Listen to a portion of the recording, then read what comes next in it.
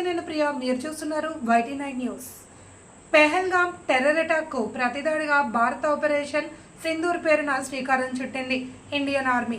అట్లాంటి ఆపరేషన్ సింధూర్ను ఎక్కిరిస్తూ కరీంనగర్కు చెందిన ప్రొఫెసర్ సుజాత చేసిన పోస్టును ఖండిస్తూ ప్రసన్న నాయుడు అనే అడ్వకేట్ నేరేడ్మెట్ పోలీస్ స్టేషన్లో SHOకి సుజాత మీద కంప్లైంట్ ఇవ్వడం జరిగింది. సుజాత అనే లేడీ నిన్న పోస్టింగ్ చేసింది.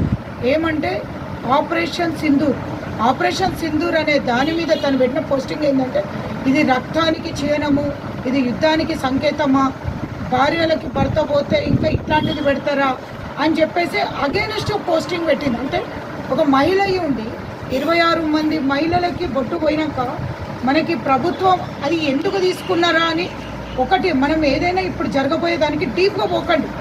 ఎందుకంటే వాళ్ళకంటూ ఒక గ్రూప్ డిస్కషన్స్ తోటి ఏదైనా చేస్తారు చర్యలు. ఎవరో ఒకరు తీసుకున్న డెసిషన్ కాదు, త్రూఅవుట్ అదర్ కంట్రీస్ కూడా మనకి దీంట్లో మద్దతు ఉంది. రెండోది ఏంటంటే, ఇప్పుడు సమ్మర్ వెకేషన్లో ఈ సోషల్ మీడియాలో చాలామంది యాక్టివ్గా ఇంకెక్కువ టైం పెడుతుంటారు యూత్, ఎందుకంటే కాలేజెస్ లేదు కాబట్టి. సో కాల్డ్ ఇప్పుడు ఈ సుజాత లాంటి ఆమె మీద నేను స్పందించాలంటే 5 నిమిషాలు పట్టదు ఫేస్బుక్లో.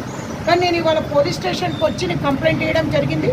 Sir immediately on the spot నాకు నిజంగా పాజిటివ్ రెస్పాన్స్ ఎందుకు ఏంటి అని ఏం అడగలే.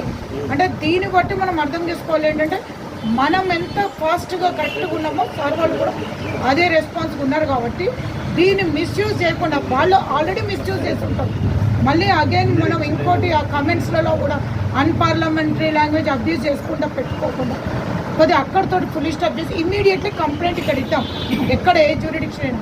రెండోది, ఇప్పుడు సమ్మర్ వెకేషన్ కాబట్టి ఎవ్వరు కూడా పిల్లల్ని టూరింగ్స్ అని ఎక్కడ పోకండి కొన్ని రోజులు.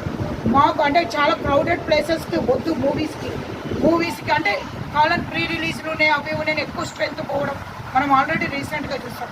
ప్లస్ అట్లనే కొద్దిగా కొత్తగా రెంట్కి వచ్చే వాళ్ళు కానీ టెనెంట్స్ వీళ్ళ మీద ఆధార్ కార్డు మ్యాండేటరీ తీసుకోండి.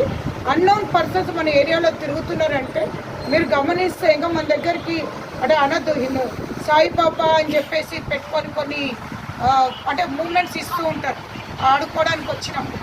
అట్లాంటి వాళ్ళని కూడా గమనించండి. అంటే ఎవరైతే అన్నోన్ ఏముందిలే 10 రూపాయలు ఇస్తే ఇంటికి కూడా వెళ్ళిపోతాడు అనుకోకండి. అది హ్యుమానిటీ అనేది డిఫరెంట్. ఇప్పుడు కొద్దిగా ఆలోచించండి.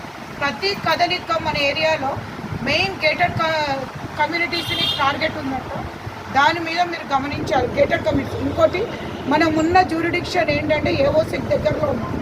ఇది కూడా చాలా గమనించాలి. ఏంటంటే పోయేటప్పుడు ఒక్కసారి అటాక్ అయినప్పుడు మనకు నిన్న మాక్ డ్రిల్లో చూపించారు వంగడాకనే. నాకు తెలిసి అయితే మొత్తం పడుకొని ఉండడం బెస్ట్ అనిపిస్తుంది. వంగి డక్ టైప్ నడవాలి అన్నారు. డక్ టైప్ నడవడం కన్నా మెయిన్ థింగ్ ఏంటంటే పడుకొని ఉండడం అనేది ఇది.